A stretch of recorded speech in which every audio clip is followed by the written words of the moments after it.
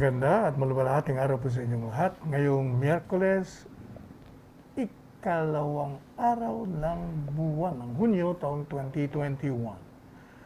And as we repeatedly remind our audience, our viewers, huwag naman po ninyong kakalimutan yung pagsusot ng inyong mga face shield at ng inyong mga face mask. Sapagkat napakalaga po ito upang maiwasan natin na tayo'y mahawaan o makahawa kung meron man tayong dala sa ating mga kapwa-tao. Kayo po ay, pag kayo'y nasa labas na, siguraduhin nyo lang, kayo ay umiwas sa kumpulan, umiwas po kayo sa distansya ng mahigit sa o hindi aabot ng less than 2 meters. Kailangan 2 metro o 6 na pie. Kayo rin po ay maghuhugas ng inyong mga kamay, palagian, pag meron kayong pagkakataon ng sabon na tubig. At syempre, yung pong kalusugan natin, alagaan po natin mga katawan natin. Kumain po tayo ng mga masusustansyang pagkain lamang, never mind the junk foods. Tayo ay uminom ng maraming tubig, prutas, kumain, ano pa, gulay, mga seafoods. Saka na muna yung karne, mga pangregado na lang muna po yan. Saka kayo matulog ng tamang oras, tamang bilang ng 8 hours, mag-ehersisyo sa umaga, magpainit sa araw. Morning sun lang for your vitamin C. Alam niyo po ba na itong DILG, yung DOJ, nagpirmahan po sila. Pati PNP. Ano bang pinagpirmahan nila? Na meron silang magkakasamang memorandum, joint memorandum circular, kung ano ang dapat na gawin dun sa mga pasaway o mga lumalabag sa minimum health protocols. Sa ngayon po kay DILG Secretary Ed Año at si Secretary of Justice Maynard Guevara at pati na si PNP Chief General Guillermo Ilizar. Ano ba nickname ni General Guillermo Ilizar? Usually, pag Guillermo, William Pumirma po sila ng Joint Memorandum Circular sa isang ginawang virtual na seremonya. Ibig sabihin, hindi sila magkakaharap at baka magkahawaan pa. Ito po ang sinasabi.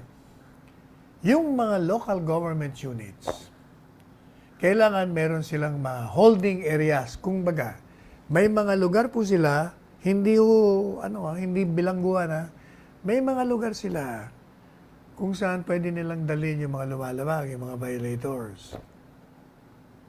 At kailangan, meron pong minimum health and safety standards ang papatupad mo rin yan para maiwasan mo yung paggawaan.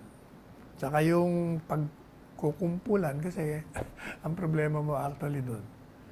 Kung marami kang hulihin at maliit yung lugar mo. Kaya better be sure. Meron kayong, yung mga barangay hall nyo, kuminsan malalaki. Marami na tayo napuntahan. Lalaki ng mga barangay hall Open air pa. Doon yung ilagay. At maliban pa po doon sa guidelines na inisyo ng IATF, ang sabi po ni Secretary Año, yung Republic Act 11332 o yung tinatawag na Mandatory Reporting of Notifiable Diseases and Health Events of Public Concern Act. Ibig sabihin, ito yung batas na nagbibigay ng kautusan sa bawat mamamayan na kayo, kung meron kayong alam na sakit, kung ikaw mismo may sakit, kailangan ipaalam mo sa mga otoridad yung inyong kalakaran sa inyong kalusugan kung kayo meron sakit. Ito raw 2 batas na binanggit ni Secretary Año. Ito ang magiging batayan upang ma-determina kung anong mga penalty o anong pa pwedeng igawad sa inyong parusa doon sa mga lumalabag. Sabi po ni Sekretarya nyo, yung mga opisyalis na accountable, pag sila ay, kumbaga, negligent, hindi nila tinutupad, hindi nila sinasagawa ang dapat nilang gawin, hindi nila inuusig yung mga lumalabag, o kaya naman sila'y bigo na ipatupad kung anong dapat na ipatupad relative dun sa quarantine requirements o health protocols. Ito ang magiging problema ninyo. Sa totoo lang, yung pong mga barangay official natin, masisipag naman talaga ito.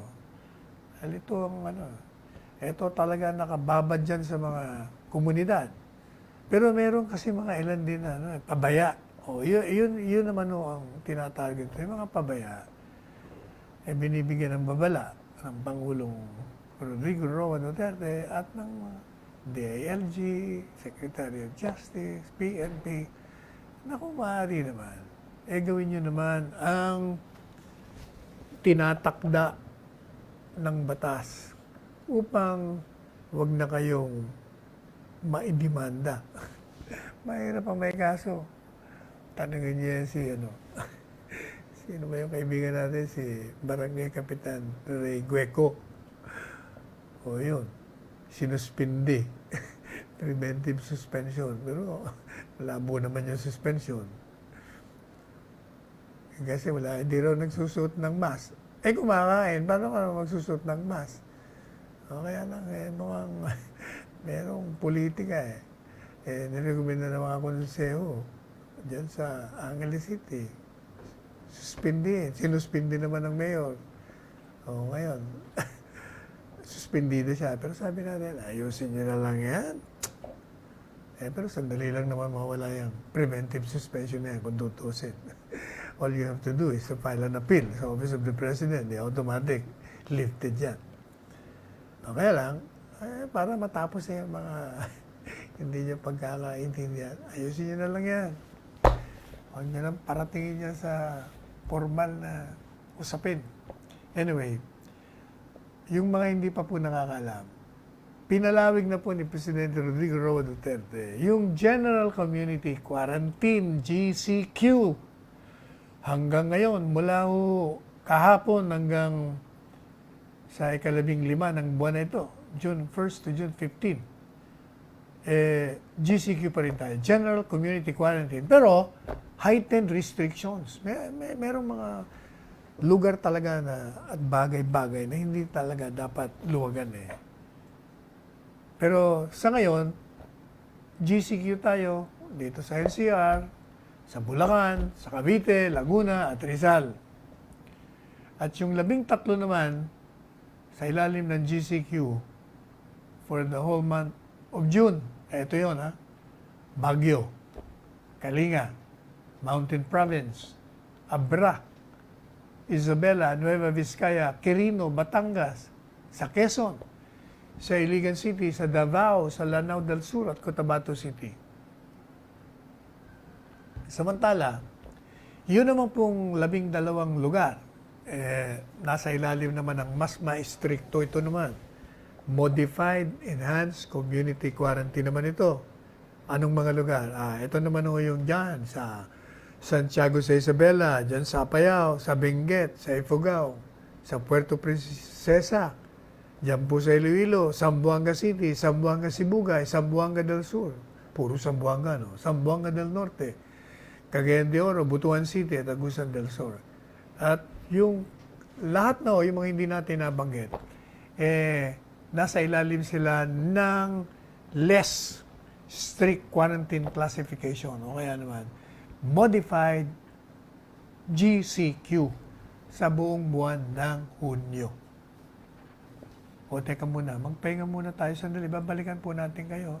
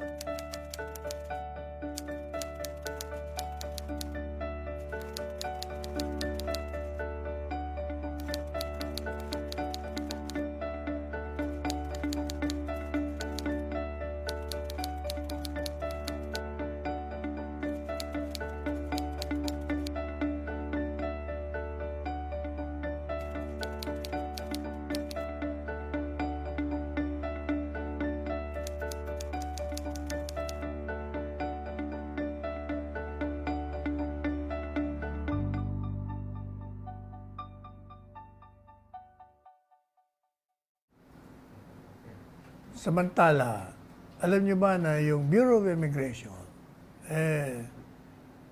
pinalawig po nila yung travel ban. Ibig sabihin, meron ng pagbabawal dun sa mga biyahero sa pagpasok dito sa ating bansa. At ito ay yung pong pito. Pito po dyan sa ASEAN and Middle East countries na tinamaan ng coronavirus.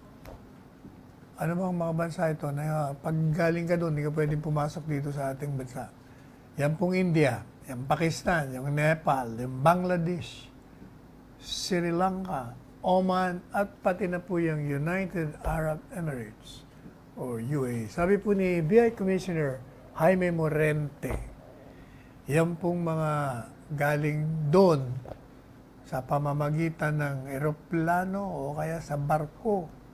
Hindi po sila makakapasok sa Pilipinas mula June 1 hanggang June 15. At yung pong mga pasahero naman na may travel history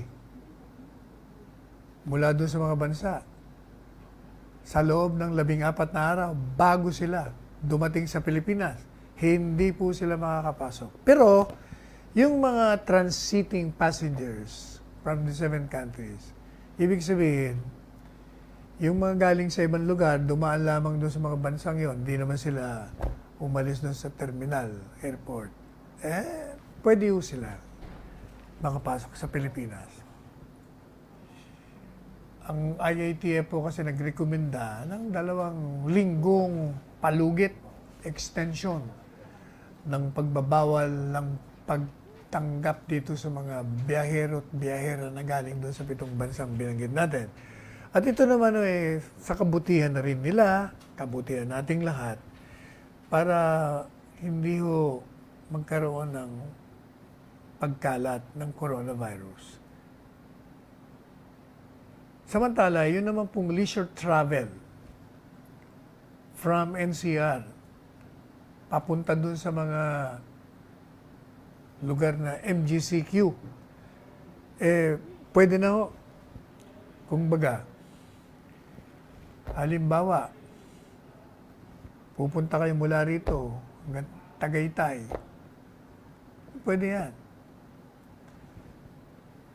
Point to point, sabi na, such travel must be point to point only. Ang ibig daw sabihin, while pit stops or stopovers are allowed for eating and personal necessities, no side trip shall be made to other tourism destination. Ibig sabihin, kung galing kang Maynila, papunta ka sa isang lugar at merong paghihinto ka dahil bibili ka ng ganito, okay lang yon. Pero hindi ka pa pwedeng manatili doon sa lugar na yon at mananatili ka ng overnight, bawal yon. At ito naman nakakabuti sa ating turismo. Kasi nga, maraming talagang tao. Ako lang galing ako saan tayo galing kahapon? O the other day. Galing tayo Tarlac, Pampanga. Talagang maraming gustong lumabas. Traffic. Traffic dyan sa NLEX. Ano na, pagdating mo na doon sa toll gate.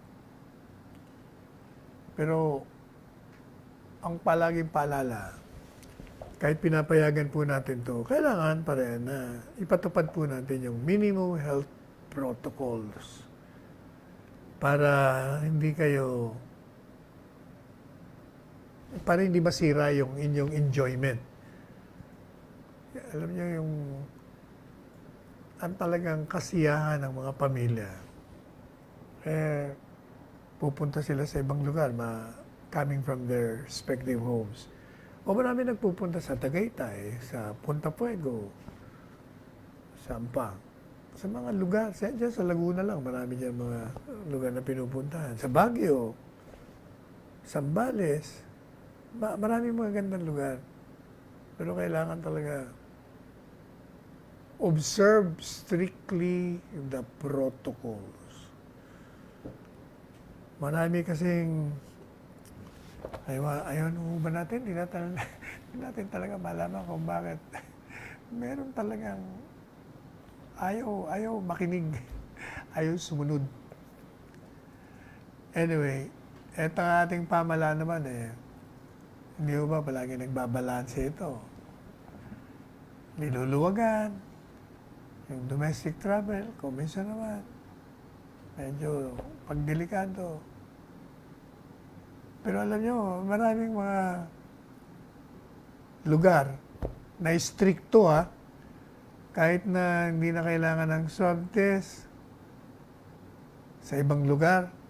Merong mga probinsya, mga syudad, nire-require ka ng swab test. Kailangan negative.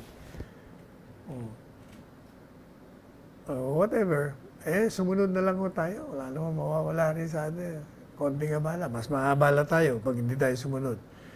Meron nga tayong, kailan ba tayo? Nandun tayo sa Pangasinan. Sa isang hotel doon. May nakita tayo. Salpi pa sa atin. Hindi ko selfie, salpi. Sabi ko, tiga rito ba kayo sa Pangasinan? Kalasyaw? Hindi po. Kami po actually galing sa ganito, papunta kami Baguio. Hindi ko kami pinayagan pumasok sa Baguio. Napaka-stricto, kailangan daw ng ganito, kailangan ng ganyan. Kaya dito na lang kami sa Kalasyaw. Maganda naman yung hotel doon. Yung hotel ni Mr. Joseph Joseph Lo. Maganda yung hotel niya. Kalimutan ko ng pangalan. Basta maganda yun. Monarch Hotel. Ganda ko ng hotel nila. Maayos. Kaya lang, ang ating puna lang, umalis tayo ng umaga, hoping na pagbalik natin sa gabi, maayos na yung room. Ay, sus, Mariosep. Kung ano yung iniwan natin, yung pa rin. Kaya sabi ko doon sa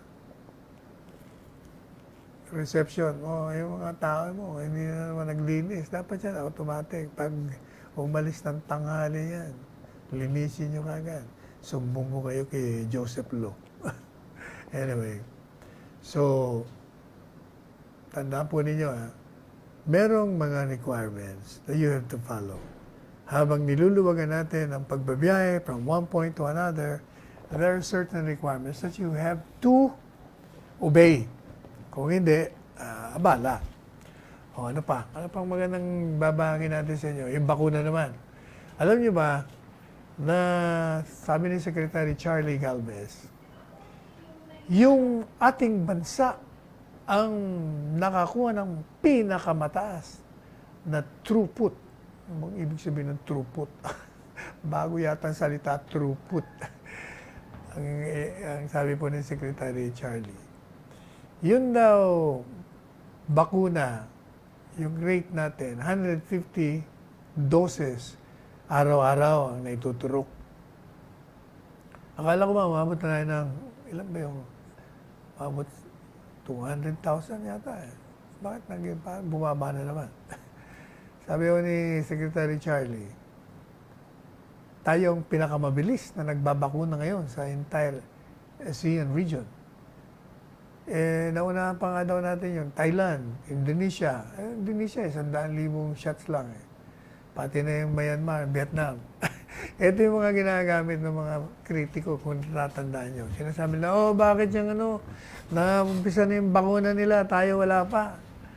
Bagal talaga natin.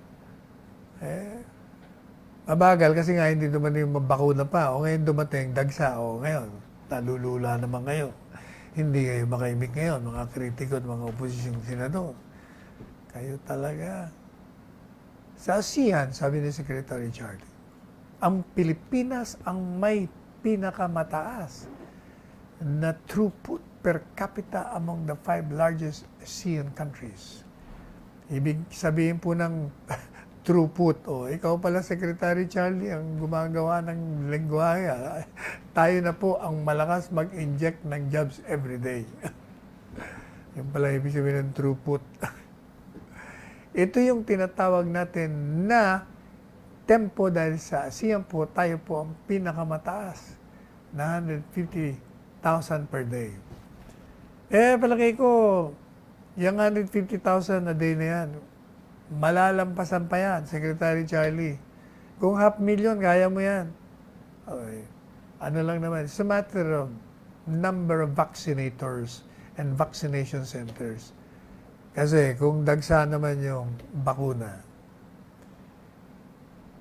walang problema. Ang problema mo lang kung wala kang lugar na pagbabakunahan. Marami naghihintay. At meron ka namang bakuna center, wala ka namang nagbabaksinator. Walang vaccinator, walang nagbabakuna. Pero ang pinaka mabigat pa rin problema, assuming na nandun ang bakuna center, nandun yung vaccinator, ang problema mo kung ayaw mong pabakuna. Kaya nga, di ba? Palagi magpabakuna na kayo, tayo na magpabakuna. Bakuna na ho tayo. Huwag kayo mamimili, oh. Sabi ko ni Vince Dizon naman, yung Deputy Chief Implementer naman ng NTF. Yun na ating pamahalaan, tinatarget na 4 to 5 million bakuna ngayong buwan na ito ang ituturok natin. At sa ngayon sa kanya, kahit na nga aggressive yung ating target for inoculation in June. Sapagkat, alam nyo, kaya naman tayo mataas ang target. Kasi, inaasahan natin, darating na nga yung maraming bakuna eh. Ngayong Hunyo. Hindi ba, dapat nga nung May, na medyo nagkaroon lang ng hits. Pero ngayong Hunyo, talagang maraming darating. Mga 20 milyon ang pagkakaalam natin yan. Sa ngayon po kay Secretary Charlie, 18,279,050 vaccines are expected. Inaasahan dumating ngayon yung 18 milyong mahigit na bakuna. At ito raw po kasama rito yung Sinovac, Pfizer, Moderna, AstraZeneca at Sputnik 5. At yung daw pong average na 11,000 jobs per day, daily vaccination administration, umabot na sa 200,000 on the 12th and 13th weeks. Nung isang linggo lang daw mahigit sa 1 milyon, 1.1 million, ang naturokan ng bakuna sa buong Pilipinas. At ito ang pinakamataas na weekly number of vaccination natin. Mula nung magsimula tayo ng rollout sa ngayon po kay Vince Dizon. At yun daw pong vaccination rollout ay mas mapapabilis yan pag yung private sector naman tumulong sa pagbabakuna. Kasi yung mga private sector, meron sila mga in-order din At nagbabakuna na rin sila. Lalong dadami. Yun daw pong AstraZeneca, 85% ay gagamitin. Kailangan magamit na kasi baka mag-expire na ito. June 30 expiration ito. That reminds me, may nag-text sa ating isang kaibigan. Kasi napakinggan yata yung ating broadcast kahapon o the other day, kung saan we called the attention of UCPB management. In fact, I raised it as an issue last Monday with the President. Na kasi may nakausap akong manager ng UCPB. Dinididak doon sa salary nila yung bakuna. Sabi natin, libre ito Pero sabi naman ni Presidente, pero private yan sana. Ako naman, Mr. President, tingin ko dyan, kahit private yan, ang UCPB, meron tayong exposure dyan gobyerno. And even assuming na private yan, you cannot force an employee to buy medicine and deduct from his or her salary. Mali yun. Labag sa batas yung pwedsahin mo. Ngayon, yung kaibigan po natin, nag-text sa atin kanina. Sabi, narinig yata ng management, nilinaw nila, hindi naman daw sinisingil yung mga empleyado. Ang sinisingil daw yung mga kamag-anak ng mga empleyado nila na nagre-request ng bakuna para sa kanila. Yan ang sabi mo. Kausap ko mismo yung manager. I don't think nagsisinungaling yung manager. Hindi ko na sabihin kung sino manager. Isa sa mga branch ninyo dito sa Pilipinas. Huwag niyong singilin Kung ayaw, huwag niyong pilitin. Hikayatin niyo, pero huwag niyo sisigilin. Kasi libre naman bakuna eh. Anyway, so abangan po natin, darating yung maraming bakuna.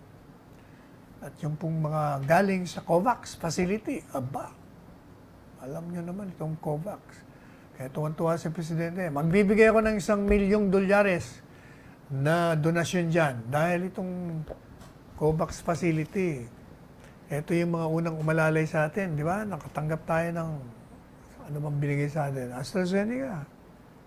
Galing sa COVAX. Libre. O kaya sabi ni Secretary Charlie, meron tayong steady supply ng bakuna galing yan sa World Health Organization COVAX facility. Katunayan, 2,000,000 ang inaasahan po natin. Bawat buwan. O, biro niya. O, ano na masasabi niya, mga kritiko, mga senador, mga oposisyon, na kayo'y lumikha ng pangamba, disinformasyon. Kaya nako, walang mangyayari dyan sa rollout. Ang gobyerno hindi handa. Bakit hindi bumili ka agad? O, ngayon, dagsa ang bakuna. Number 2 na tayo. Baka matalo pa natin ng Singapore eh. Singapore ba ang number 1 o Indonesia? Nakalimutan na natin. Basta dati-dati number 3 tayo. Nag-number 2 na tayo.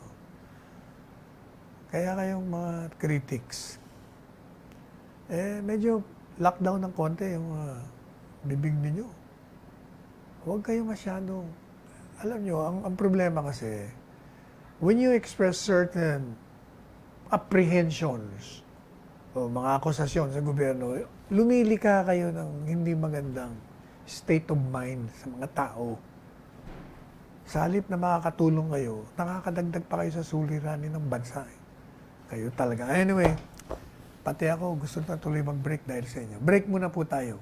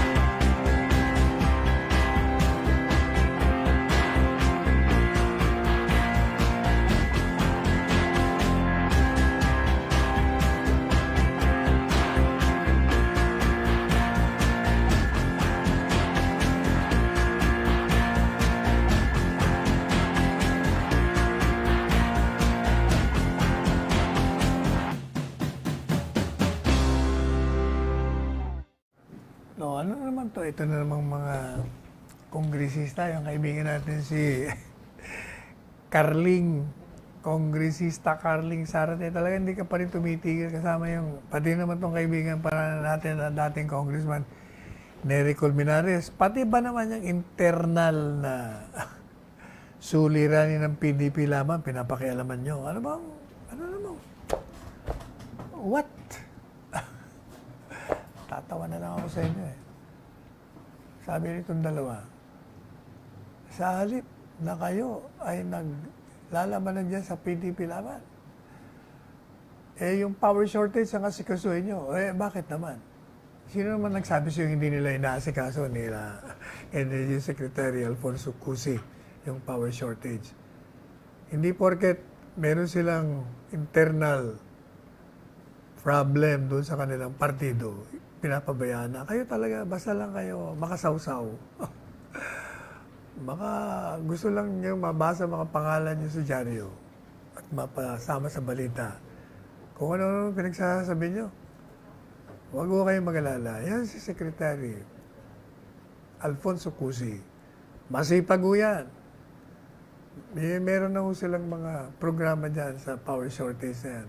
Kaya pati itong dati namang ayoko nang babanggitin yung pangalan ito. Gusto rin yung itong sinasama ang pangalan niya.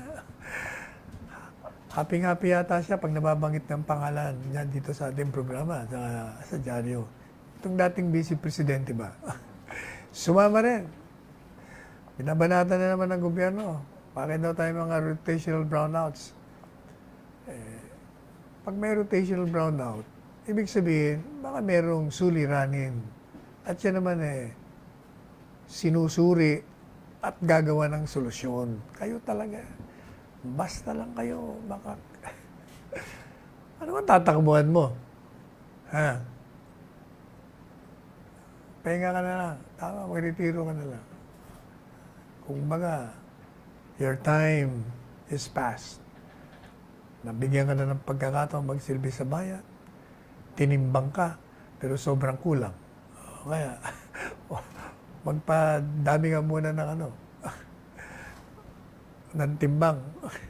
Para pag tinimbang ka uli, nasa wasto ang iyong weight.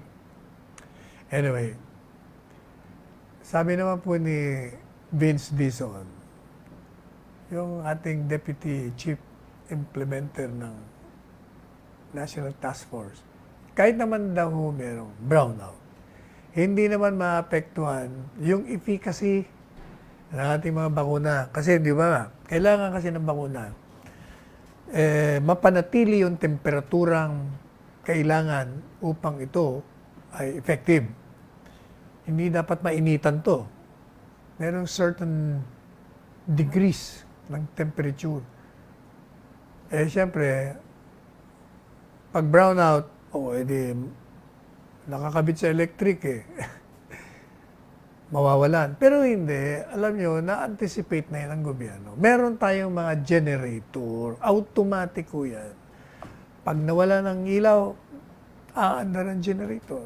So, wala akong problema. Tuloy pa rin. Kaya, ready, sabi ni Secretary Charlie, ang ating bansa. Kahit na marami tayong mga sinasagawang pagbabakuna, maraming bakuna na pinararating dun sa dapat nilang paratingan, yung temperature required to make them effective, nandun pa rin. Kaya huwag mo kayo mag-alala doon.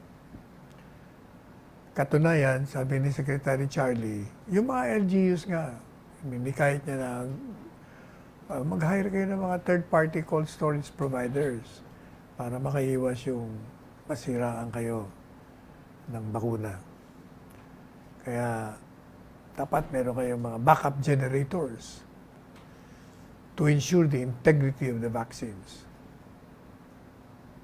Kahit yung mga main warehouses have been directed na ituloy ninyo yung stricto at tamang mga prosedimento upang maiwasan yung pagkasira ng mga bakuna. Ano pa? Nako, ito. Nang mabasa natin to, medyo hindi natin naman malaman dito kung bakit nagkaganito itong pulis na ito. Sa kakainom ito Meron kasi isang pulis na may binaril na isang sibilyan. Yan, nakakita niyo dyan sa screen. Killer Cup.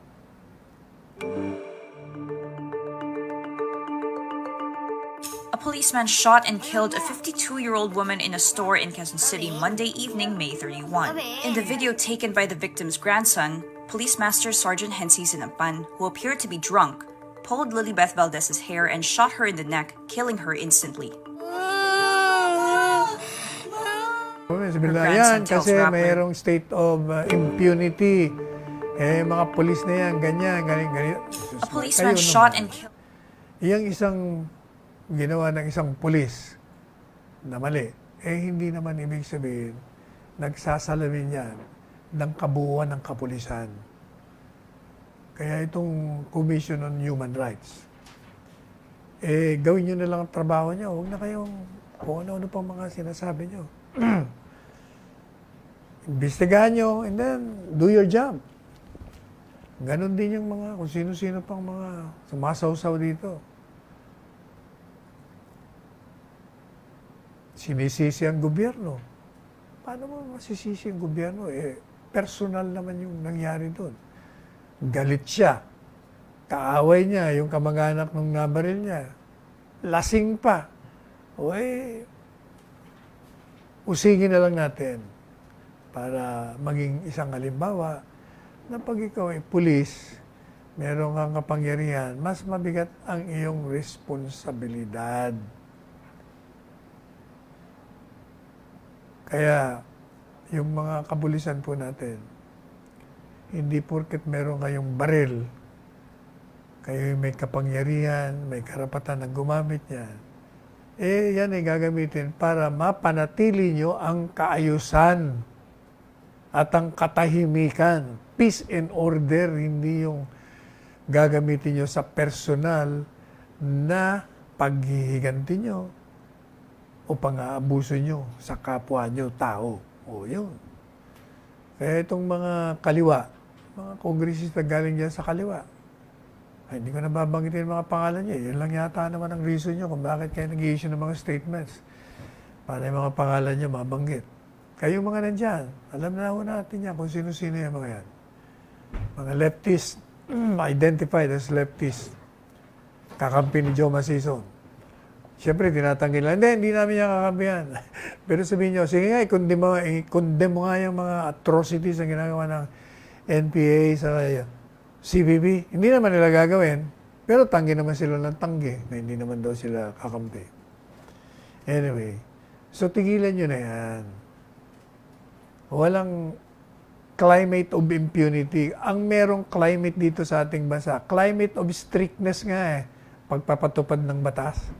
Kasi nga, stricto nga itong presidente, stricto rin yung PNP chief, stricto rin yung AP chief, stricto lahat ang mga law enforcement agencies. Hindi nga pa pwede. Kayo nga, nagre-reklamo, masyado stricto Tapos sabihin nyo, may impunity.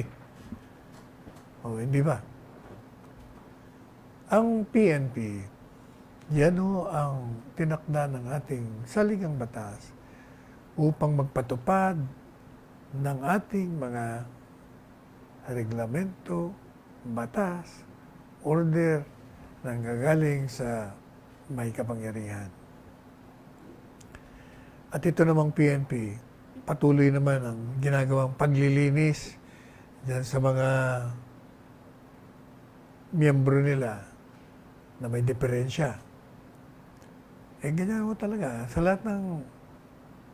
lahat ng mga organisasyon. Meron talagang mga sinasabi nila rotten egg, mga sirang itlog. Meron at meron. Pero yan naman hindi tinotolerate. Balikan po natin kayo. Meron pa tayong 15 minuto bago tayo magtapos.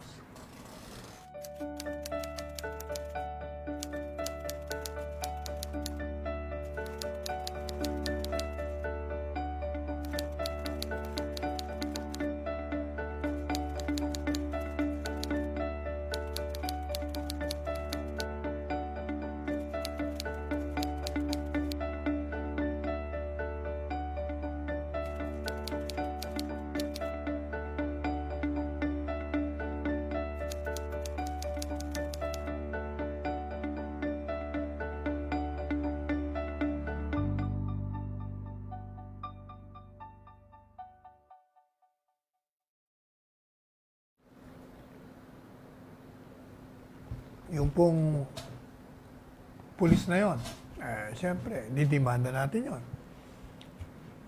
Nakita ko nga si General Elizar kanina. Ginagano niya yung forehead ng pulis Galit na galit. Siguro, kung hindi lang bawal ang tadyakan nyo, no, ginulpin na ni General Elizar. Talaga namang pag ikaw ang head, at meron ka mga ganong miyembro, talaga namang iinit ang ulo mo. Kaya tama yan, demanda nyo na yan. Saka, dapat matanggal na yan sa police force. Kulong. Pagka-demanda, magkaroon ng paglilitis. O yun. Para mayroon ng justice. Justice served. Samantala, nasa full alert nga ho pala ang ating PNP dahil doon sa meron nung typhoon na yun, Tropical Storm Dante. Kanina nang papunta tayo rito, biglang bumagsak ang ulan. Sobrang lakas. Sobrang init naman kasi. Ngayon, meron ng tropical storm. Hunyo na ho. Alam nyo, di ba, pag Hunyo, usually, yun ang pagdating ng typhoon season. Tag-ulan na eh. Kaya di ba, ang opening ng school days, June. Kaya maraming ang ibig nilang baguhin kasi tag-ulan eh. Nahihirapan yung mga bata. Kaya inalerto na po yung mga PNP, umanda kayo, para sa inyong mga disaster response units. Lahat ng mga opisina ng PNP, lalong-lalo na doon sa Eastern Northern Samar, inutusan po sila ni General Elizar na magkipag-coordinate sa mga local government units, pati na dyan sa Civil Defense Office, at para malaman exactly kung anong assistance ang pwede nilang ibigay pagdating dyan sa Typhoon Dante. Ang bilin niya raw po sa mga kapulisan, makipag-ugnayan kayo sa LG. Palagay ko naman dati na naman yung trabaho nila yan. So, palagay ko, kahit na hindi kayo paalalahanin ni General Elizar, gagawin nyo. Kung mga SOP, Standard Operating Procedure. Samantala, hindi po ba itong Department of Social Welfare Development, lalong-lalo na dyan sa Caraga, abay, sila ho, naka-ready. Standby for these provinces na maapektuhan ng Tropical Storm Dante. I remember na si Secretary Rolly Bautista, nung ito'y nakausap natin sa speakerphone nung tayo nasa Muntinlupa. Sabi niya talagang yung kanilang DSWD, meron talagang ready palagi for this kind of calamities. Pag merong mag-strike, meron na sila naka-ready. Mga food packages. At any moment's notice, they can go to a place and bring these relief goods to them. O yan naman ang kagandahan dyan. Kaya yan pong nandiyan sa Butuan City, sa Tandac City, sa Surigao City, ready na yung DSWD Regional Operations Center dyan. Meron nung 3 milyong standby fund ang ready. Anytime, i-disperse yan pag kailangan. At lahat po ng mga probinsya dyan sa Caraga Region na maapektuhan nitong malakas na ulan na darating. Dahil dito kini Typhoon Dante, ready na. Ano ba itong mga lugar na ito? Dinagat Islands, lalong-lalo na rin yung Tubahon, Libho, Loreto, Cagdianao at Siargao. Siargao, maraming mga turista doon. Bocas Grande Islands, Surigao del Norte. Ito huy nasa ilalim lahat ng Typhoon number 2. At yung ibang riyon o ibang lugar sa riyon, kasama po yung Agusan del Norte, yung northern portion po ng Agusan del Sur, Surigao del Sur, yun, nasa ilalim din sila ng number 1 lang. At yun po daw, they are continuously coordinating doon sa mga dapat nilang makaugnay para ready. Palagay ko naman sa dami-dami, sa ordinaryo nating pagkakaroon ng mga typhoons, ready talaga. Magaling eh. Kaya nga napupuri ni Presidente yung pagdating sa disaster response. Oh, by the way, nangako nga pala tayo. Alam niyo ba na nagpunta ho ang inyong lingkod sa Pangasinan na naimbitahan po tayong magsalita. Alam niyo, yung mga nanonood sa Counterpoint kasi, palagi tayong, ayan, kikita niyo yung, padaanin mo na lahat para mabilis habang nagsasalita ako. Tayo inanyaya magsalita diyan po sa ginawang chartering ng Pangasinan Philippine Eagles. Naanyayahan po tayo ni board member ng Pangasinan na si VC Bentanilla. Eh, marami yung ilang miyembro, ilang ba yun? Basta marami o, tingnan nyo. At saka nakakatawa, meron silang tinatawag na social distancing. Diyan ginawa sa Monarch Hotel. Sabi ko sa kanila, kayo talaga, kayo lang ang organisasyon. Alam ko na 3 oras ang ritual nyo. Bago matapos itong pagtitipo natin, naabot tayo ng 3 oras. I remember, nagsalita rin tayo sa 6th chartering of Philippine Eagles sa Okada. Naku, inaabot ako ng 3 oras din doon. At ginawa nga ako miyembro ng Philippine Eagles. Si Presidente, miyembro din ng Philippine Eagles. O yan, tingnan niyo yung mga dyan. Nakabarong sila. Ako naman O yan, itong palagi nating mga kasama. Si Romac at si Chadi Makapinlak. Si Architect KD Velasco. Ito, ang gagaling nito kung saan tayo merong mga aktibidades. Doon din sila, dumarating din sila. Kasi tumutulong sila sa pagbibigay ng ayuda, sa kukuha ng mga concerns. Ito, mga ano ito, mga pribadong mamamayan to. Pero sinasamahan tayo. At malaking tulong naman. Dati, sanay na sanay tayong solo lumakad eh. Kaya pag dumarating na tayo sa lugar, nandun na yung mga kaibigan natin personal. Nakakatuwa naman sila.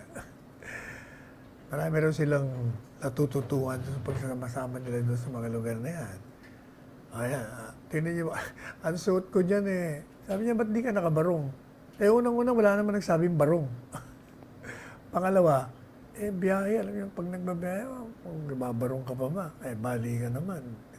Hirap-hirap. Okay naman daw yung suot natin. Naka-jacket naman tayo. Nakakatuwa itong mga Philippine Eagles eh. Parang organized sila sa buong Pilipinas. Mga 5 milyon daw ang mga miyembro nila.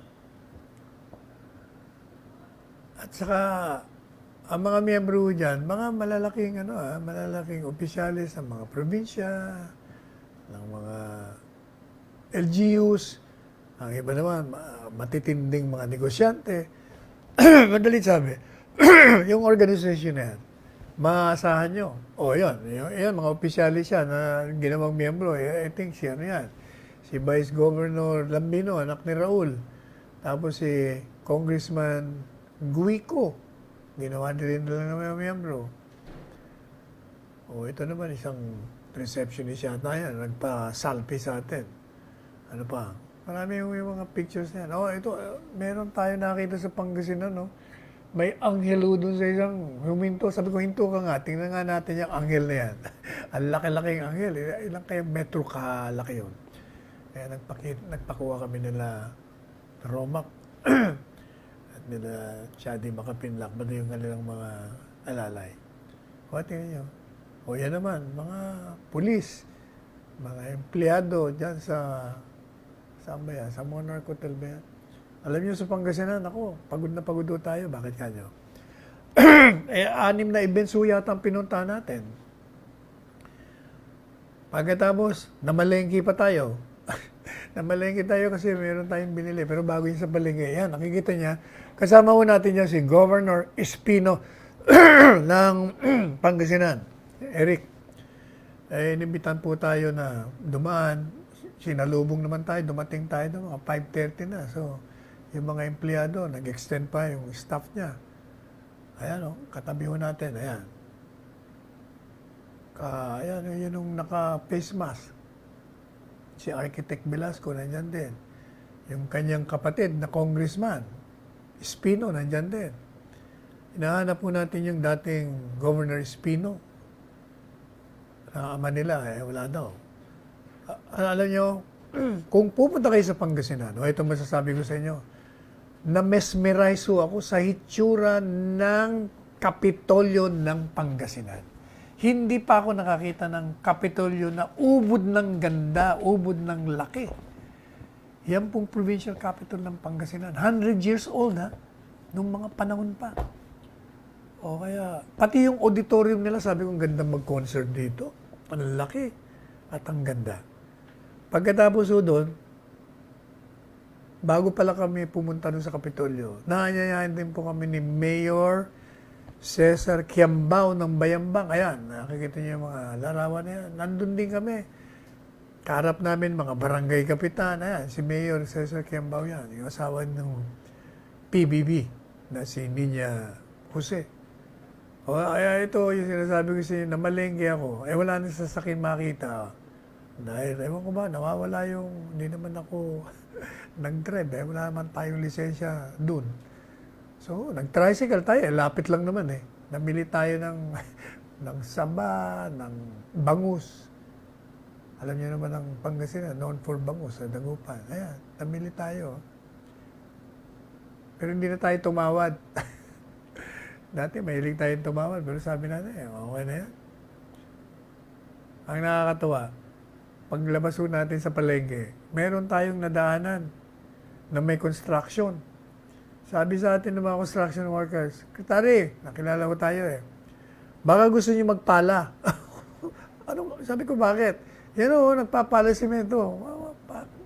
Katuwaan lang o, kukunan namin kayo. O, edi, pinagbigyan ko naman. Wala naman mo, sanay naman tayo dyan eh. Sanay tayo sa lahat ng uri ng trabaho. Tingnan niyo yan, no? Pati nga yung pagsakay ng tricycle, napaka-ordinary ho sa atin yan. Wala ho yan. Normal sa atin lahat yan. Tapos, ayan, nakikita niyo yan, no?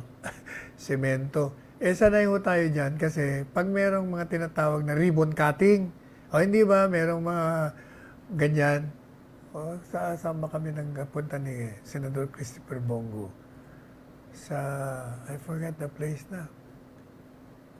Mindoro ba? O, basta nag-ribbon cutting kami, tapos nagpundasyon din kami ng ganyan.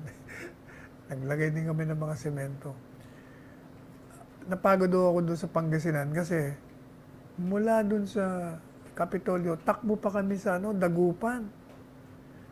Dahil meron namang merong interview sa energy station, FM daw yun. Kung 1 oras at kalahati. Tapos pagbalik natin sa Monarch Hotel, interview na naman yung Anvil kila Wilson Flores, 1 oras kalahati. Ayun, nakauwi ko tayo, 4:00 ng madaling araw sa Maynila. O ganyan kahirap ang ginagawa natin. Halos araw-araw, ganyan. Bukas, meron na naman tayong lakad. Anyway, inabot na po tayo ng oras. Tayo po'y magpapaalam. Ang inyong lingkod, Salvador Panelo, nagsasabi sa inyong lahat na magsuot po tayo ng ating mga face mask, face shield. Doble na ang ating face mask. Itong face shield. And please, huwag niyong tatanggalin yan pag kayo lumabas. Huwag niyong itataas ang face shield niyo. Ang face mask, huwag niyong ibababa. Para kayo'y safe. At saka, palagi yung kayong didistansya. Metro, 6 na pie. Maghugas na yung kayo ng kamay. Ng sabon at tubig. Plus, huwag niyong kalimutan na alagaan ang kalusugan po ninyo. Yung katawan niyo, kumain kayo ng masustansyang pagkain, prutas, isda, gulay, uminom ng maraming tubig, mag-ehersisyo sa umaga, matulog ng 8 oras sa gabi, mag-morning sunlight for your vitamin D. And when you wake up in the morning after a sound sleep, do not forget, please, pasalamatan po natin ang dakilang Diyos sa pagbibigay ng buhay sa atin, pagdudugtong nito, pagbibigay ng biyaya, pagkain sa araw-araw, at pag-akay sa atin sa tamang daan, At manalangin po tayo na bigyan pa ng talino ang ating mga otoridad, lalong-lalo na si Presidente, upang kabakain itong mga problema ng ating bayan at panatiling malusog. Kasama na ho yung buong sambayan ng Pilipino. Let us tread the path of roses, and let us go beyond the path of thorns. Magmahalan tayo. And I love you all. Alam mo, hindi ako ng kampanya, but Sal Panelo would be a very important asset sa kung tatakbo ka. Kung mapilit kitang magtakbo. Alam mo, ganun ka lang, magdamit. Bakit ka ba magdamit ng ganun? Pero okay naman, gusto man na siguro ng tao. But I said, we would be lucky, the entire country, kayong mga kababayan, maswerte kayo si Panelo, magamit ninyo ang utak ni Panelo. Sayang. Gamitin natin, make him whatever in the future. Marunong.